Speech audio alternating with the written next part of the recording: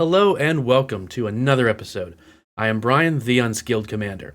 This is Who's That Creator, where I showcase a creator, big or small, from the Magic the Gathering community so that you don't miss out on awesome Magic the Gathering content. Remember, this is being streamed on Twitch for the beginning, so you guys can ask questions in chat and participate with the interview. But today's interview is a good friend of mine. I'm really happy that he took the time to hang out and answer some questions. So we're going to go and jump into the first question, which is always the low-hanging fruit that you've done 1,000 times on streams. Please tell everybody who you are and where they can find you. That is the low-hanging fruit, I guess. What's going on, guys? I am Cory, aka Sleeve Card, which is how you can usually find me. But I do a podcast every Friday called the Urcast, where we talk about all things Magic the Gathering, kind of focusing on the community, deck building topics, things of that nature.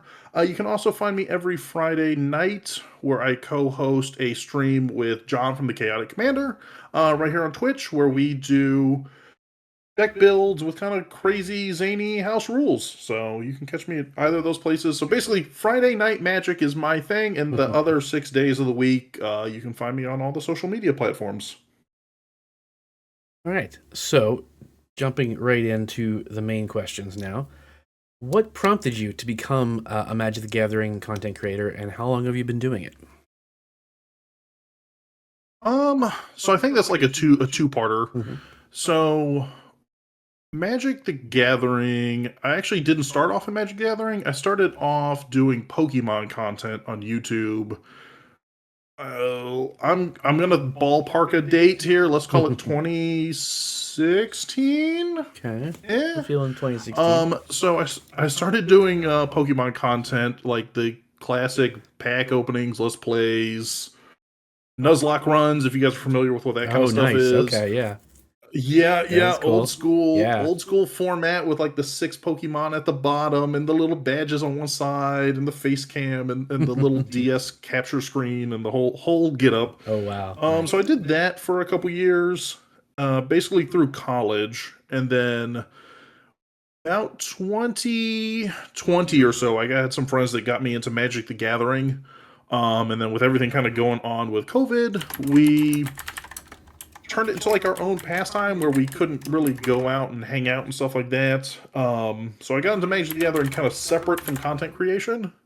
And then over time, I just kind of petered out of the Pokemon scene. Like, I still play it, still love it, all that good stuff. It's just a different vibe of a community, let's just say that. And I kind of was not feeling the community as much anymore. And I kind of grew out of it and playing the same games. And, it's a lot of sitting in front of a camera for 2-3 hours at a time, recording 2-3 bulk recordings of Pokemon videos and talking to yourself. So I kind of took a year off from content creation and then still had the itch and figured Magic was kind of my new hobby pastime. So I picked it up from there.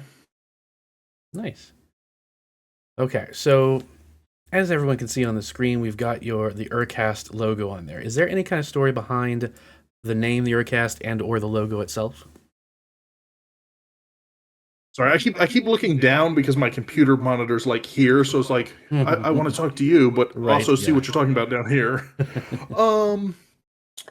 As far as the logo and stuff's concerned, so the Urcast came around because when I had like my hiatus year of content creation, I got into a job where I do a lot of commuting, like 200 miles a day of kind of commuting about cities. So it's not even a lot of highway time. It's a lot of start, stop, drive 2 miles here kind of thing. So I got into podcasts a lot. And one of the podcasts I got into was a Pokemon podcast called It's Super Effective. And it's sort of like a generic catch-all news kind of theme of things that covers like the video games, the cards, and Pokemon Go if you play the app, and all those kind of different aspects for the community. And I really wanted to take that concept and transition something like that into Magic, where it wasn't so much like this is only arena or this is only commander, but stuff where we kind of talk broadly about just different things happening in the community, Sure. and just different topics from week to week. So that's where kind of the idea came from, and then the logo itself was pretty much because when I started in Magic, it was one of those like you know how you watch all these YouTube videos and it's what is the most busted, janky, disgusting thing you can build? Mm-hmm. Everybody falls down this like Urza mono blue rabbit hole on YouTube videos at some point. Right, right. So I got into the Dragon. Not enough to build it, but enough to be like, I could have this, and it's like the thing. Right. So it just derived from the Dragon.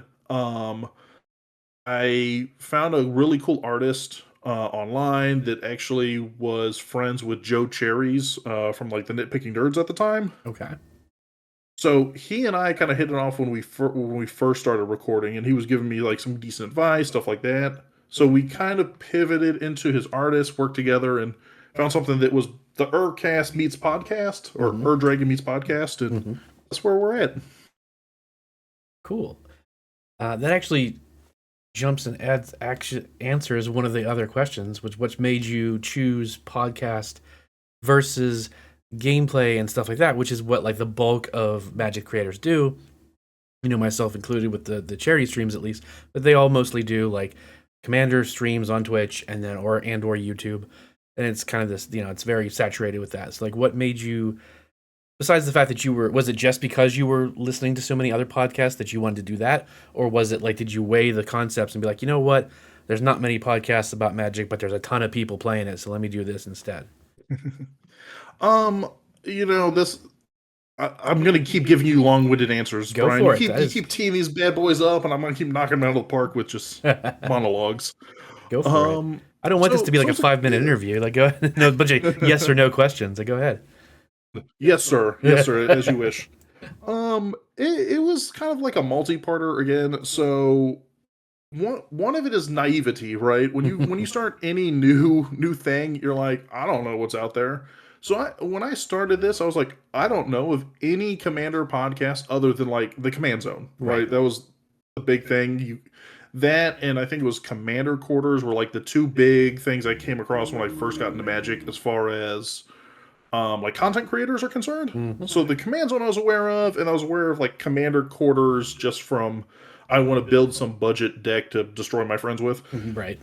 And the thing that always struck with me on the Command Zone when I was kind of thinking about this idea and concept to go into the Urcast was one, going with a podcast versus video, because as someone who has done the multi-hour long Pokemon videos, I understand the sync that is Adobe, and specifically Adobe After Effects, which is what I was using at the time. And in retrospect, I should have been doing something with a lot less compression that's not as time syncy. Right. So one is like I didn't want to spend 4 hours editing, 5 hours rendering, 2 hours uploading, for like this much content. God, I feel that. Yep. And two, I'm lazy, Brian. And like you do video and you gotta have this whole facade, as you can tell, is beige on beige on beige up in this place. So like there's that aspect to it. And I think the other thing is, and this will circle back to the original point that I cut off on. So one thing with the Command Zone that stuck out with me that I didn't want to get into was like an endless loop of like chasing product. So if you listen, if you guys don't listen to me, that's cool. You can check it out. We'll put links in there, whatever. But very rarely are we talking about like deck techs and stuff like that. We might talk about decks we enjoy. We might preview some sets, stuff like that. But a lot of content creators, both in video and in podcast form, and especially in podcast form, because it becomes a very like repetitive loop where you're doing one podcast a week. It seems to go set review, budget upgrade for this precon, budget upgrade for that precon, and if you got 4 precons, there's 4 weeks plus 5th week set review. Then it's what goes best in the 99, so there's 6 weeks, and then oh my god, it's preview season for the next set, and then you start the loop again. So I was always concerned about like the mental fatigue and also the kind of like the brain creativity squeeze of just going, well, out of 52 weeks, or, if I do a weekly podcast, 45 of them are just going to be kind of chasing my tail on product. Sure. So we try to gear away from that a little bit. And we do a one set review where we talk about like commanders we're interested in, the deck, stuff like that. And then everything else we intentionally do not talk about it. Well, but that makes sense because it's again, and I mentioned it before, and it's always comes up. The Magic, every creator area is saturated, whether it's reaction view, reaction channels, or Magic channels, or Pokemon. Like they're all saturated because everybody wants to do something fun, whether they're really trying to make it a job or they're just doing it for fun and the hell of it. So. And even everyone always says, "Oh, find a niche, find something new." It's like, well, yeah, but everyone's doing that. Like, there's not that much new to do. So even with the podcast, that at least knowing that would put too much of a strain and make it too, take the fun away from it, and to pivot and be like, okay, we'll talk about it a little bit, but let's focus on just the generalities and let's have fun discussions with other topics as they come up. So I think that makes sense. Yeah, I think sorry to cut off your tempo there, but no, I think you're absolutely right. There's saturation like everything you're gonna get into, especially at this point with the age of YouTube and TikTok and all these content platforms. Generally speaking, like there's two ways to be the like most notoriable person, or however you want to say it. And it's either being the first one to do it or being the best person to do it. And I'm definitely not going to be the first person, Right. and I don't have the production value to be the best person. Right. So all you can really do is kind of emphasize yourself, kind of reach out to the community as best you can, and just enjoy it. So if you're not enjoying it at this stage of the game, the odds of you turning it into a business are slim to none, to be honest with you. So you might as well maximize your own enjoyment out of content creation, because I'm not getting rich off of it. Brian might be. I'm not. No, I'm in this for charity, so I'm not taking a dime. So, and that was like, I have a job. I don't need another one. So, yeah, it's the same here. I have a full-time job, that pays the bills, and then that affords me the ability to bury myself in cardboard, I guess. Yep. So to that, like along those lines, and we kind of touched on it a little bit, but if you feel there's a way to expand on it, what do you think makes your content stand out? What makes the Urcast different? I mean, we did discuss it a little bit, but like, is there something, is there a core to it? Well, okay, so I think we can look at it in twofold, right? Because the Urcast is the podcast, and we're trying to expand to other things, but the Urcast is myself and my my recording partner Cole, who's one of my best friends, stuff like that. And then, like if we're talking about me as an individual, Right. in a way, we're not saying like I'm not my own brand, but we are each our own brands in its own sense, Sure. of the manner. As far as the Urcast is concerned, so I think we try and differentiate ourselves, one, like I said, from not following the routine product cycle. But then what's I think a little different is because we're not following that routine product cycle, it frees up our availability to talk about a wider variety of issues, and then also it lets us touch on more like social contract issues, more guests, things like that, because we're not necessarily tied into the monetary stream of Wizards. Right. So it lets us kind of do certain things. Like we early on had a very lengthy podcast where we talked about kind of the Aragorn issue back in Lord of the Rings, where people had a skin color issue with it. Right. Sure. We've had podcasts where we've just done International Women's Day, and we stood back and were the moderator to allow a couple female content creators kind of talk about their space in the community as a whole. And those are things that you can't necessarily do when you're kind of like I said, chasing your tail after product. So I think that is one thing that's kind of really helped differentiate that. As far as myself is concerned, I'm just a fun, outgoing guy, Brian. People love to chat with me. Right. I'm just here talking to a void, Yep. being myself. All right. So, and this kind of ties back into like everything that you mentioned because you did start out as the Pokemon creator and did a ton of that, and then needed to take that break for about a year, and then shifted to Magic and trying something different. What motivates you to continue to make content? Whether I mean, what was it that made you want to keep doing content in general after transitioning from Pokemon, and what keeps you interested in Magic to keep doing this kind of stuff? Mm.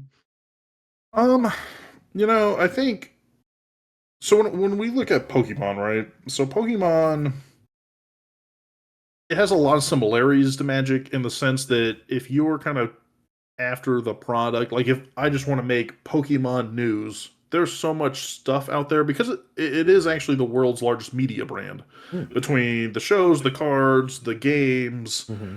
Like I could sit here and go, wow, a new plushie's hitting the market tomorrow. And then after Right. that, this card's coming out. And if you follow Japan, they have new sets come out every single month Hmm. that then get kind of like fused into one set every 3 months for the US. Oh, okay. So if you imagine Magic on that scale, Mm. imagine if every month you had a new set, which I know it We feels like kind of do sometimes, almost, yeah. but you know, um, so I mean, there's definitely there was burnout from that sense, Hmm. but I think the thing that really kept me going was Pokemon had like a different means to an end for me. So with Pokemon, it was something because I got into it because I wanted to create, and I kind of wanted to explore the YouTube environment a little bit. Hmm. I don't want to date myself or date you, Brian, but I was in That's okay. Nobody wants to date me. high Oh. school. Yeah, my wife unfortunately has suffered through that. Yeah. Um, but I was in high school when YouTube kind of blew up in like the mid 2000s, late 2000s, Hmm. and so that kind of like testing the waters on YouTube Hmm. appealed to me. So that's kind of what got me into Pokemon. Is I went, okay, well, what would I want to do in this YouTube environment? And the idea of getting like kicked in the nuts or that kind of stuff for views did not appeal to me. No. So I went, well, I'm a nerdy kid that plays Pokemon. Right. Let's plug in a DS and see what happens. Right. Um, but it was more about exploring kind of the creative space, and then I was lucky enough to become successful enough in that area where it did help pay for college. Oh, wow. Nice. Um, So when I hit burnt out from there, it was more of like a mental, just like, okay, look, I graduated from college at this point. I'm doing this, but I'm doing it more out of the repetition of doing it than the Sure. love of creating. And then it felt like I got into that rhythm of a new game's coming out. Okay, now I got to chase the new game. I got to have a Hmm. Nuzlocke ready. I got to have a stream ready. Yeah. Um, which I didn't care much for. So when I stepped away, it became a point of mine to like I still had that itch for creating. Hmm. I kind of joke off to the side that I would be the world's greatest YouTube producer because I have like 20,000 ideas and Right. I have zero execution or technical skills to pull half of them off. Yeah. But if I had like a production team, I could sit there and be like the greatest writer of Hmm. YouTube or Pokemon or Magic the Gathering skits you'd ever see. Yep. So I still have like that itch. So that's kind of what really drove me back into it. And Hmm. then I went, what's the most accessible from a technology standpoint Hmm. to get into? And that's kind of where podcasting also came about because I went, okay, I don't want to edit 5, 6 hours a week for 1 hour of chatting, Yeah. and I work like a 60-hour a week job, so I don't really have time for it to begin with. So Hmm. it fell into like a niche, And then as I've done it, I've met great people like yourself. I've met all kinds of different wonderful creators that are far more skilled, talented, and Hmm. generous with their time and energy than I am, and that has kind of Like helped Cody in the me chat here. continue. Brew Review is saying hello in the chat, by the way. I don't know if you're seeing it, but Swapping over right now. What's going on, Cody? How's life treating you?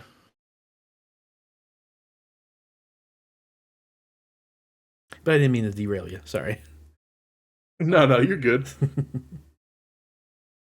That was about it. That was about the bow on my Okay. my spiel.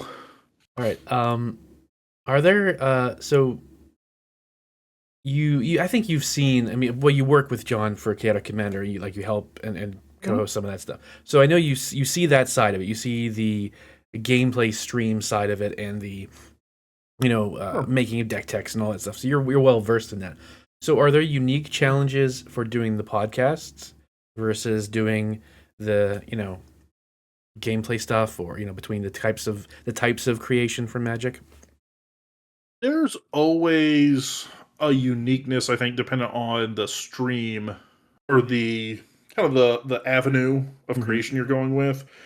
And I think it can't be understated that like one of the advantages you're always going to have when it comes to your YouTubes, your Instagrams, your TikTok, stuff like that is the visual medium. So when you're Right. talking about deck techs, I don't know about you. Myself, I'm a very like visual comprehending person when it comes to cards. Yeah. So if I'm seeing those, I'll watch YouTube shorts, stuff like that. And if I see those like, hey, here's 3 cards you should add into your next deck, I will put my thumb right on that screen and freeze it so I can read the card. Yeah.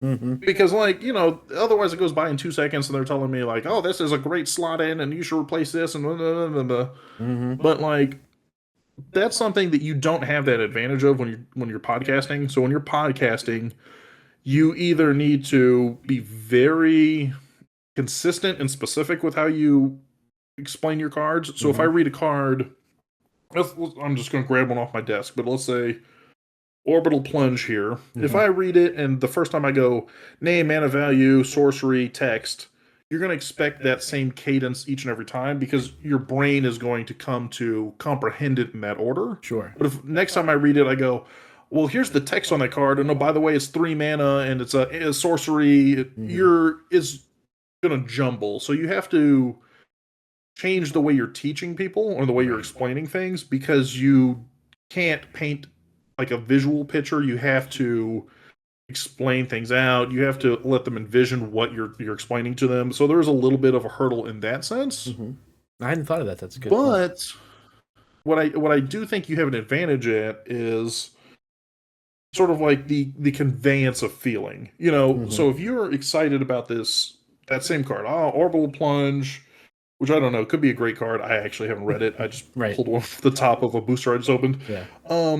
But if you're showing it on YouTube, they might not necessarily you connect how excited you are with the card because their eyes are trying to read the card, they're trying to listen to what you're saying about the card, and they're kind of splitting focus. Right. But if it's a podcast, they can sit there and go, I don't, you know what, I don't know what that card did. I didn't see it, so I don't understand it. But I know that guy was super passionate about it, Hmm. and he said that it was the best card that came out in that set, and I need to look it up later. Right. So you kind of have a pro and con to it. So, Hmm.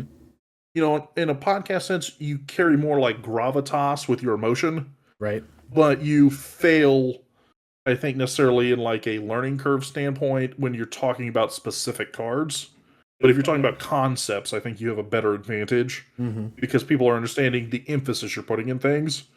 Whereas from a video standpoint, you've got more of that quick punching, like, okay, I'm going to watch this. It might be a 10-second short, a 30-second short, but I'm going to watch it and I'm going to remember a little quicker about what you're talking about for like quick punching points. Hmm.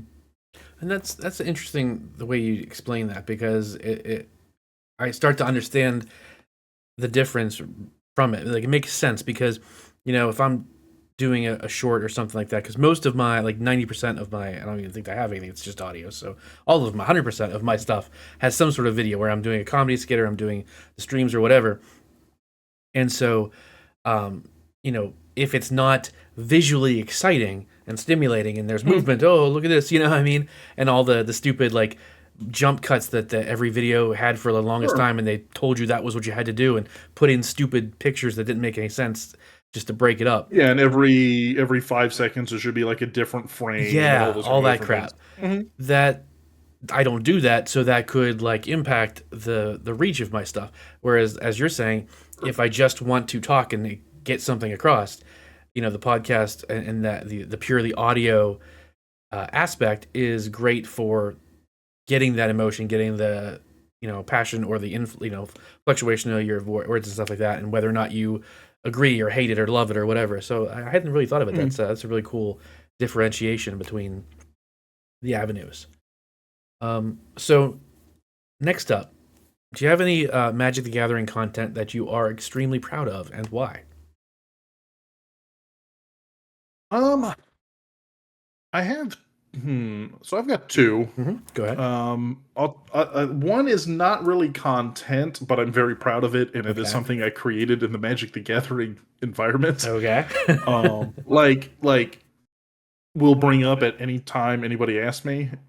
And that is at Gen Con last year. I went to a Create the Unknown card panel hmm where you could make your own Magic card and sign a bunch of thousand waivers that claim you never made it and you don't own it and whatever. Right, of course. Sure. Um, Holy so shit, this is good. somewhere, Get that guy out of here. We're taking this. yeah, pretty much. So I got to make a card that was then used in like an unknown event and given away as a prize card. So that was cool. That's awesome. That's Where extremely awesome. one half is a battle that is Ugin versus Bolas, hmm and then when you destroy the battle, it flips into a saga about the battle, and then at the end of the saga, the battle restarts. That is so cool. I love that. So that's like my creatively probably my most exciting thing. Yeah. Content wise, this is gonna sound a little sappy, but when we started doing the podcast, so one of the things that was like super important to me in the beginning, so I kind of set down like 3, 4 goals that I was like, I definitely want to accomplish the following goals this Mhm. year, and it was different things like I wanted to connect with more people in the community, stuff like that. Well, one of them is I wanted to do an all women or all female podcast for International Women's Day. Right. Um, it was just something that like that Pokemon podcast I had listened to before, they had done it as like a tradition. It was something that I'd never really heard other podcasts do, Yeah. especially in like a gaming space. It's a very, hmm admittedly, it's a very male dominated Yeah. kind of creative space. I think us as Magic creators, we have like the privilege of having very creative and unique and well-spoken female creators in our hmm presence, Absolutely. and a lot of times we take that for advantage or for we take it you know For granted. for yeah, for granted. I don't know why my brain kept saying advantage. Yeah. Or But yeah, we taking take it advantage for of it for granted. granted. Yeah. Yeah, we take it for granted because of you know like we've got confirmation bias, right? Like we're surrounded by all these amazing female creators, so we assume that Magic the Gathering as a whole ecosystem is full of all these amazing females, hmm which it is, but a lot of them don't necessarily feel that way because outside of the creator ecosystem, they might be the only female going to an LGS, Sure. and they're surrounded by like no deodorant here and troll boy over here, hmm and it sucks. Yeah. So I luckily I had the privilege of having two female creators. So Ashley, who used to be known as MTG, I think she stopped creating for the most part, but might be trying to come back. hmm So she came on and spoke, and so did Erica from Love and Mana MTG. Cool. And initially the plan was to kind of like me step out, let them run it, and then I just put the audio together at the end. hmm Um, there was some like nervousness about MC work from a couple of people, hmm so I ended up having to step in and moderate. But I think it was probably looking back on it like one of the most insightful kind of conversations to listen to because you can just ask a question, step back, and not do as much work for one, but also Right. you hear all these kind of interesting perspectives that you may not encounter. Like I can go to an LGS tomorrow and I might not like everybody I'm going to encounter there, but my experience is going to be different because they're going to go, "Why look, there's a mid-30s white male here who has played Magic the Gathering." hmm Not, "Oh, look, here comes a woman or a minority or anything of that nature, you know?" Yep. Absolutely. So for me, that was just a very special kind of thing to be able to give a platform. Mm-hmm. What little platform it was, Right. No, is that's really debatable. awesome that you did that. Um, hey, Abby, thanks for stopping by. Well, hello there. So, speaking of the keeping with the magic side of the content creation you've done, if you could go back to the start of your journey with it as the podcast, is there anything that you would change to make your life easier? It's kind of the if I knew then when I know now type thing, but not like that it would stop, but just like, oh man, it would just been if I could have just known to flip this switch earlier, it would have been life would have been so much easier. Like anything like that that comes to mind. Oh, oh God, yes. Okay. Um, listen, if you're trying to get into any kind of content creation, whether it's Magic the Gathering, podcasting, Pokemon, Yu-Gi-Oh, ASMR, whatever floats your boat, Right. reach out to people in your community because the the doors that have been open to me are doors that I hope to eventually open for other people down the line. Mm-hmm. Brian, I think you can also attest to this with your charity streams like and stuff like that. The amount of goodwill when you find the right people in the community Right. that Yep. are willing to help you to either help you with their time, help you with their advice, with their energy, that expect literally nothing in return. Mm-hmm. And I don't say that to like go find Rachel Weeks or Josh Lee Kwai and like they owe me Right. No. time to explain anything to me. But the amount of people you reach out to with just questions Mm-hmm. or hey, I had this really interesting idea. Would you be willing to help me out with it? The amount of responses you get is very surprising, and it's Mm-hmm. something I can honestly say in the Magic community is not found in a lot of other areas. Mm-hmm. So when I did Pokemon, the amount of like 500,000 to million sub creators that are out there, Mm-hmm. there's a ton of them. I probably could have reached out to every single one of them and heard nothing back because they're Right. very cloistered. Like Sure. they're very like cliquish. Mm-hmm. Whereas here, you know, they might tell me, "Hey, my schedule's full." Fair, Mm-hmm.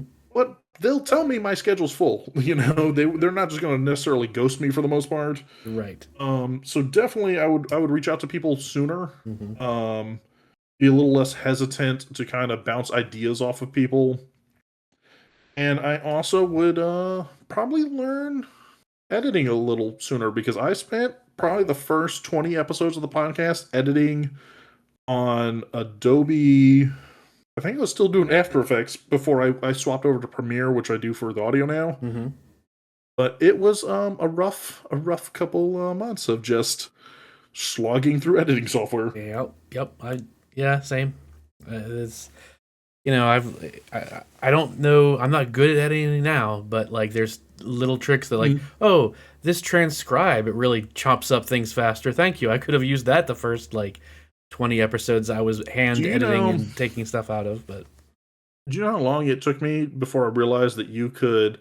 So on Adobe Premiere or Adobe Audition, rather, you can go in there and select everything between certain decibels and say, okay, well, if it's longer than this, like, however many milliseconds under so many decibels, select it. So you would capture all the silence pauses, all the ums, all those dips mm-hmm. in your speech, and just go, oh well, there's 200, a little half-second pauses. Delete, and it just tightens your audio. Nice. Yeah. Yeah, Yeah, that's what the yeah, yeah, transcribe does. It'll take out all the pauses. Still doesn't like I yeah. might have to look into that decibel thing, honestly, because I still have to go through if I really actively try to edit something, I still have to go through and take out all of my stupid gasping for breaths, which I despise listening to myself do. Because So I'll I be like, blah, blah, still, blah, I will still blah. do like a scrub through. Mm-hmm. Yeah, I'll still do a scrub through of the audio just to make sure. Because the other thing that tends to happen is we'll reiterate points. Mm-hmm. So if you listen to the raw audio, there'll be things like, "Wow, Brian, I really like this card. The reason I like this card is," and I can just go, "Well, Yeah. I'll have to say I like it twice." Right. Yeah. Um. Okay. So You know what? We don't need that. That one you pretty much answered with your awesome card creating section. So, what part of your personality do you feel truly shines in relation to your content?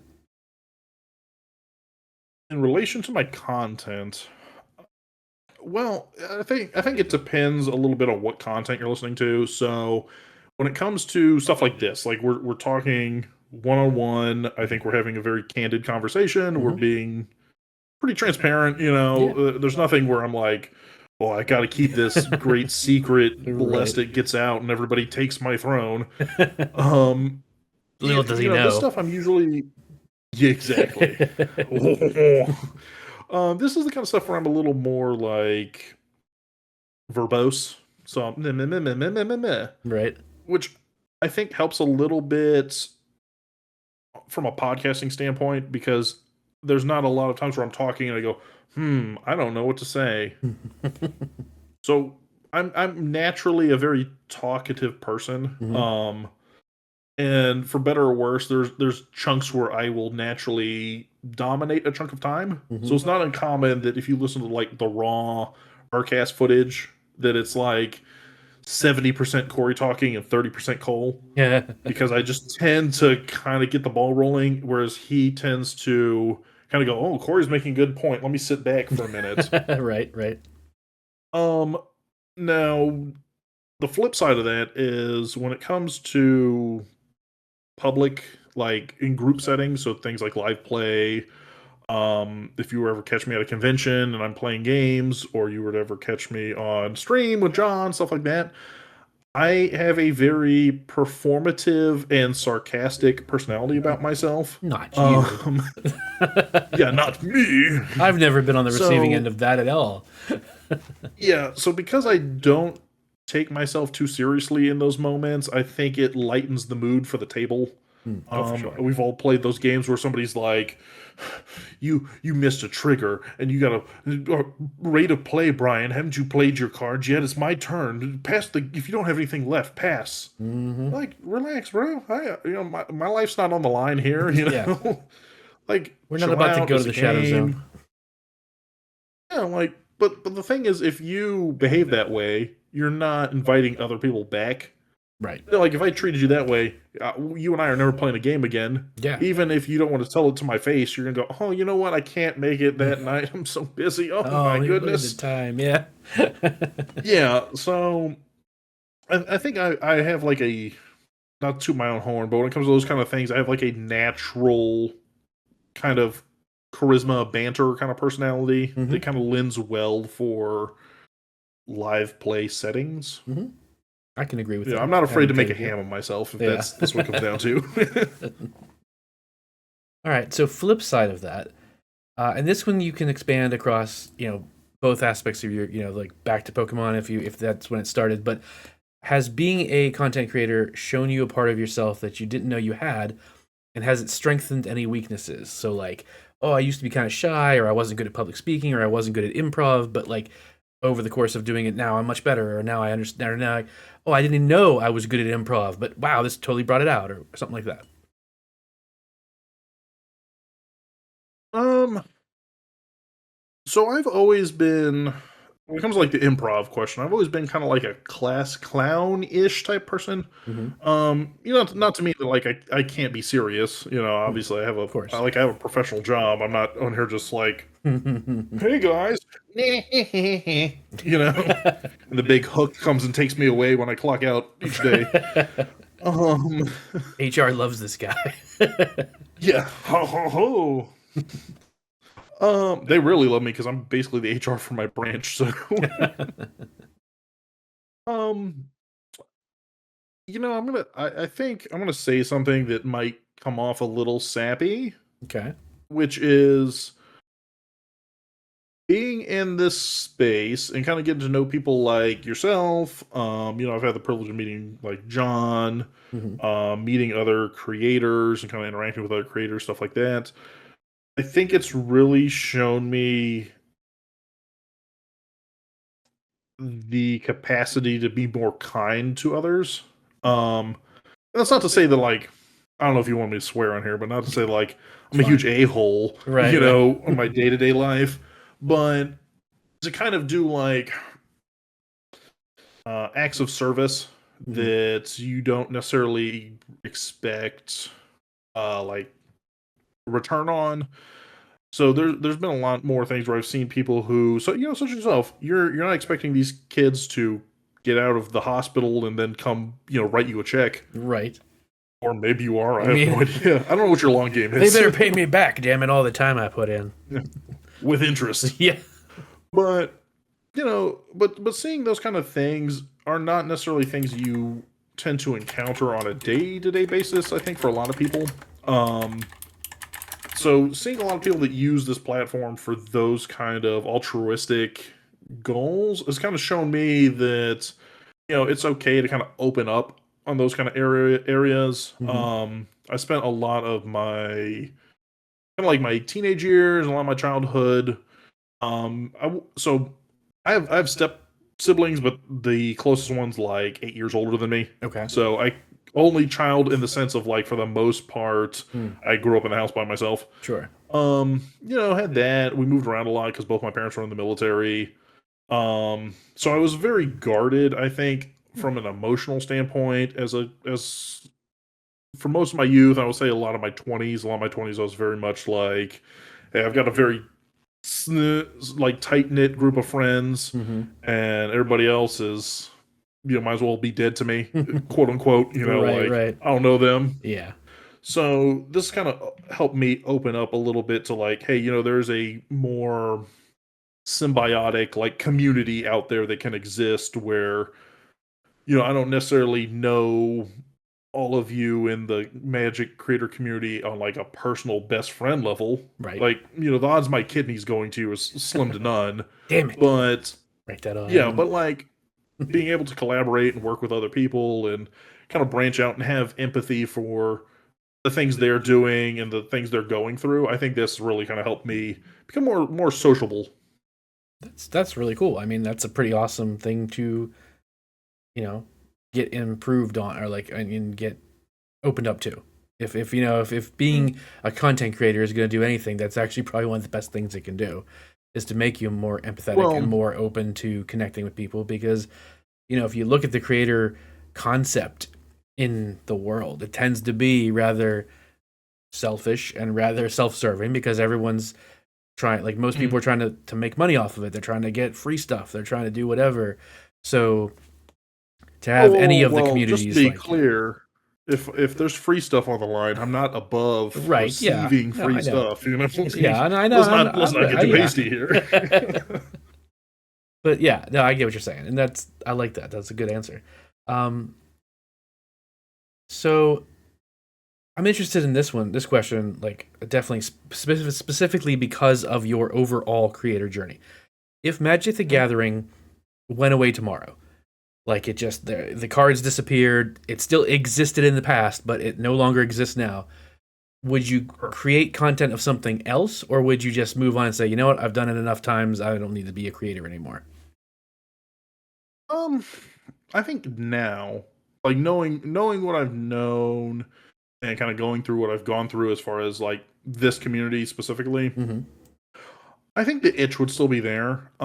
Even now, I don't think of the Urcast being like this be all and end all. Like, well, I've done that, and now I will never grow. Like, it's the apex of my mountain. I've got a Right. lot of other ideas and things like that that still give me that creative itch. Mm-hmm. Whether I'm like chasing them or not, I still have a lot of ideas out there that I would still be interested in pursuing. Mm-hmm. I currently do for Magic, but I would say that like if you had asked me this question 5 6 years ago, I would say, you know what, I gave it a try, I got what I wanted out of it.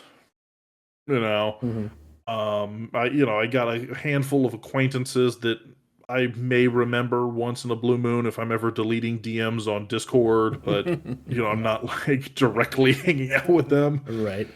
Um, so if it were to go away, I think I would still have that creative itch. Now, what it would be, I couldn't tell you. I mean, I'm big into board games, Mm-hmm. beyond just Magic the Gathering. So I go to like Gen Con every year just to kind of play indie board games. There's other card games I'm into. Like I really like Altered, which came out last year and is kind of like I've heard of a that one. different-ish kind of board game Mm-hmm. or card game. I'm I do D&D on the side, so I'm also like a DM for my local friend group. So Awesome. maybe I would get into like D&D content. I don't know. Mm-hmm. But I would definitely say like the creative itch would still be present.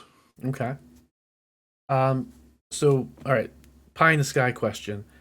What would you love to Mhm. see your content, either the Urcast specifically or just, as you're growing within doing other magic stuff as well? What would you love to see it become at some point? Like, is there, if like there was no limits to, like, you could hire editing crews and you could, you could have your fun, you could do what you wanted. Where would you like to see it become? Um. Okay. If sky's the limit, Yeah. Brian's writing the checks. Well, you're not gonna cash Wait, them, but I can write them, sure. the budget's tightened up a little bit. Yeah. Maybe the treetops are the limit. I don't know. No, it's a low Yeah. skyline. Um. So I always wanted this to be more of a vehicle. Like I said, more than like a end goal kind of thing. Hmm. So part of it is I do have an idea for like a second podcast.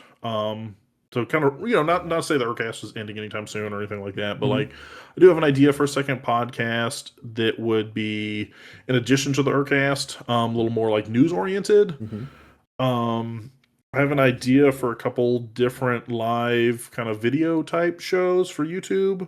So if I had the production budget, I would go really ham because I've got the ideas. I just don't have, the cameraman, the editing crew, the Right. production budget, the Yeah. the sound mixer, Yep.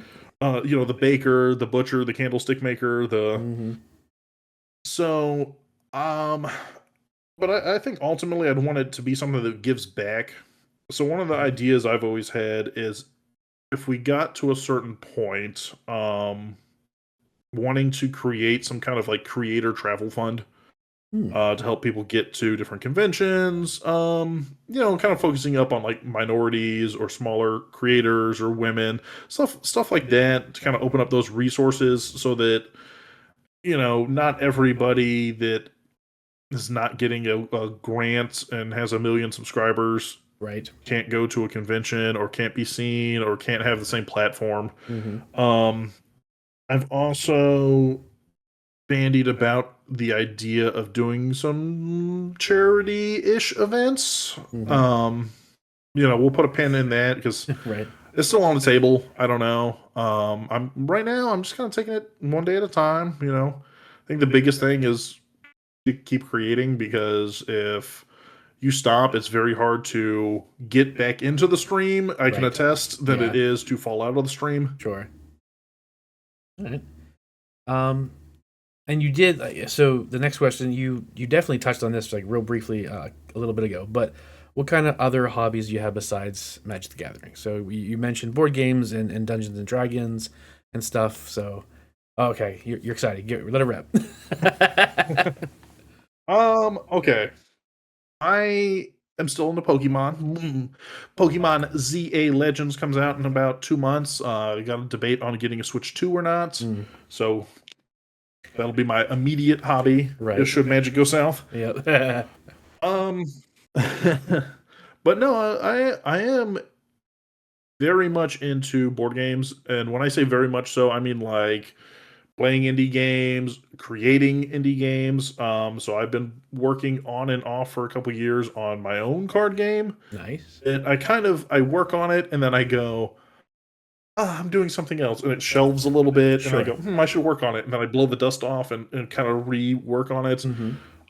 So I've gotten to the point with that of being at like 5 or 6 kind of prototype starter decks, so I could actually play test it because I have never play tested it. Yeah.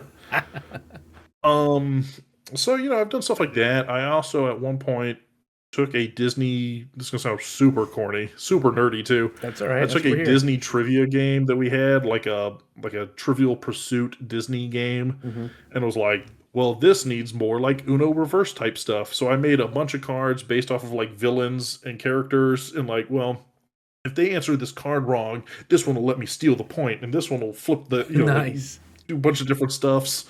So it became like MTG meets Trivial Pursuit meets Disney. Okay. It still is a very nerdy game. That sounds like it. Sounds awesome. So I would fall into that kind of stuff. I think my D&D game would definitely step up because I'd have so much more free time Mm-hmm. to be just, you know, making terrain or whatever. Right. Whatever it is though that people do. What's Matt Mercer do? I want his schedule. Yeah. Right.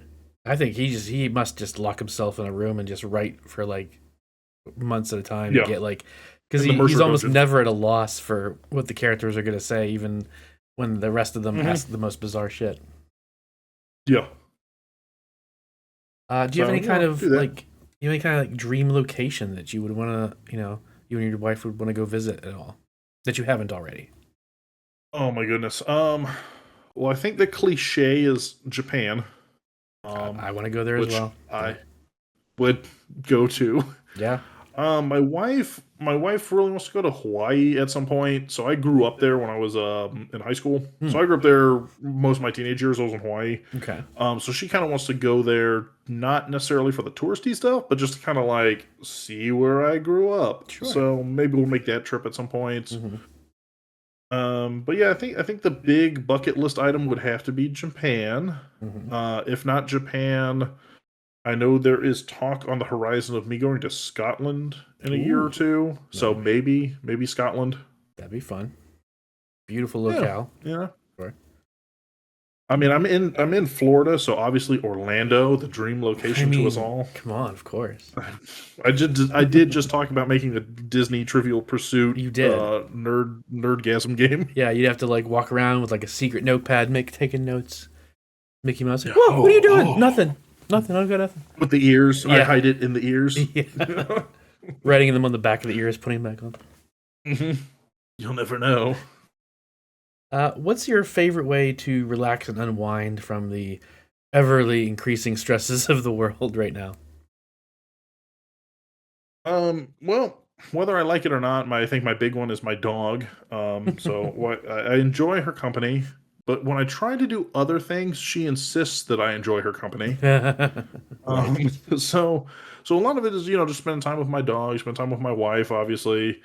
Um, as far as like personal stuff that I do to unwind, I play a decent amount of video games, not as much as I would like because unfortunately, I'm a homeowner and I'm married and I have a dog and I work about 60 hours a week. But if you subtract all of that, then there is a somewhat decent amount of like vegetable time where Right. I'm on my couch. Nice. Generally, most people are surprised by this. I'm generally playing college football on my couch. Not because I'm such a huge football fan, but because there's something intrinsically nerdy and relaxing I find about building my own dynasty. Okay, sure. And just, Yeah, you know, I can see that. yeah, so I do that.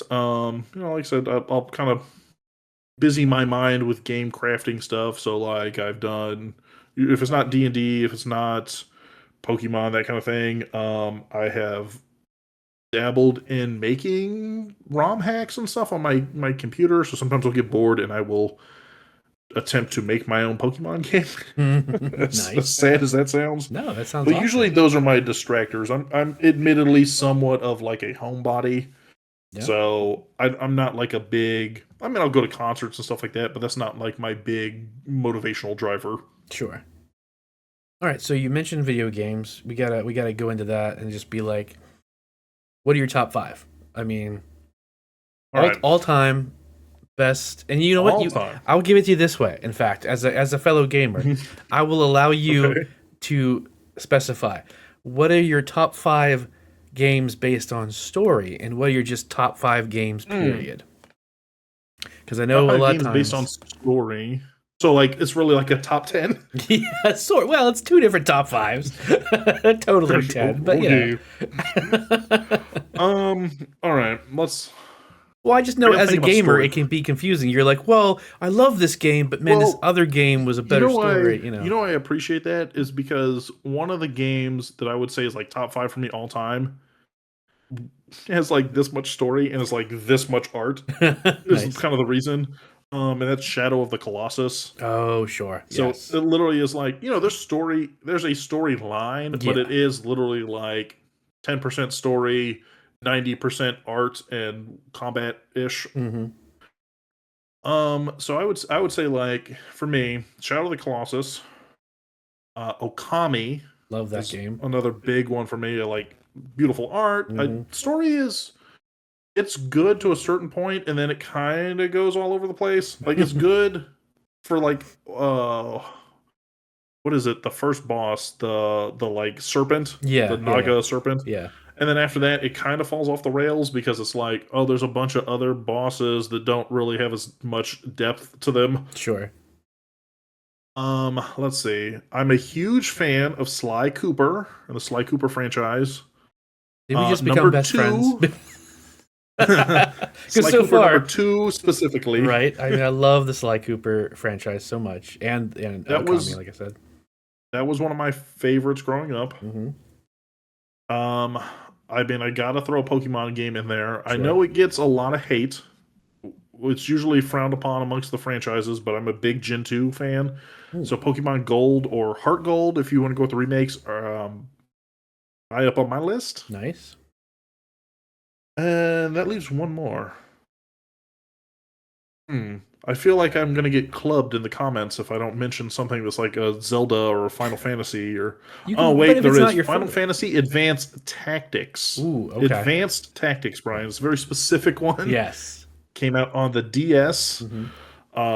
That and Gold, Pokemon Gold, were the first two games I got on the.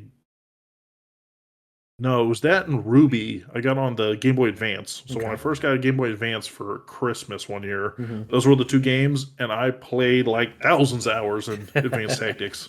Awesome. Story wise, you know what? I have no idea. Okay, no, that's fair. That's fair. Sure. I'm I just mean, that kind of listen, there's nerd that good like, story. There's good story games out there. I oh mean, yeah. Ocarina of Time's pretty solid. Hmm. I'm trying to think of like really story driven games that I've played. I don't know. I don't know. What's for me, what's funny is like the story driven games don't tend to be the best games or like the best, like they're still enjoyable games, but they're not like the best Sure. mechanically or whatever. Because like you go back and try and play them That's and not they're what you're not, there for. yeah, they're like tricky or like they're a little glitchy or whatever. Like Mm-hmm. probably one of mine is the game Control that came out as like Mm-hmm. kind of flew under the radar, and it was like uh, just one of the few games where I wanted to read every single piece of like info you pick up throughout the levels and like all the backstory and stuff, but like the gameplay I could just never get a handle on. Even though Yeah. you upgrade your weapons and you upgrade yourself and have all these powers, it was never like, oh yeah, I'm flying through this stuff now. It's like I'm always like, God, why am I almost always dying? Yeah. You know what? You know what I would say is one kind of like that is Have you ever played any of the Fable games? They used to be on the Xbox. No, I've heard about them. I know they were good. It's like Skyrim pre Skyrim Yeah. Okay. essentially. But you start your character and you could technically change the storyline because you could pick like good or evil actions for everything. Hmm. So you could become like a huge villain or the hero of the realm. And it was like very story driven. And then, but the problem is it had like such a weird disconnect. Like you would play Fable 1 Hmm. and it would be here's the story was decent and it would have all these different gameplay mechanics. Then you play Fable 2, all the gameplay mechanics have changed. Right. You play Fable 3, a whole different set of gameplay mechanics, but like with no overlap. Okay. Oh, interesting. Yeah, that is So weird. it was like impossible. It's kind of like it's like Kingdom Hearts, like in the sense of Kingdom Hearts is like the opposite, where Hmm. wow, okay, the controls are kind of similar, but you're like, I don't know what the hell's happening in the story. Yeah. Yeah. Seriously. All right. Well, those are all the questions I have for you, my friend.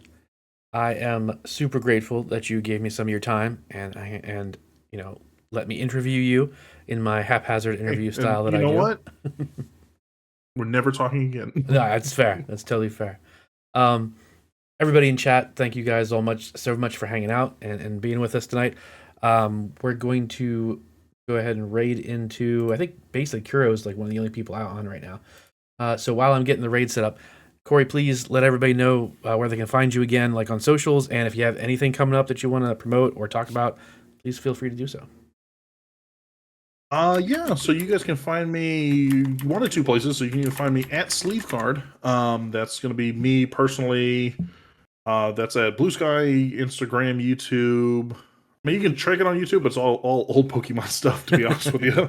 But that's at Sleeve Card. Or you can check out at the Urcast. That'll be on Spotify, YouTube, everywhere that's not X, basically, because reasons. Right. Oh, sure. I did dump your link tree in the chat there, so everyone has access to it if they like. Boom. So you can find me at all those places, or if you want to say hi to myself or my attache Brian, I believe we'll both be at MagicCon Atlanta in a little under a month, a little more than a month, basically a month away. So we'll be at Atlanta. Stop by, say hi. You know what I look like. You know what he looks like. If you don't know what I look like, look for him and then look for me. I'm just Harry or Brian. So if you look at me and then look over Gotta here, bring that up, eh? It's like look at those luscious locks. You can catch me in any of those places. Feel free to say hi. I'm 90% approachable and 10% I might bite you. So really play the odds.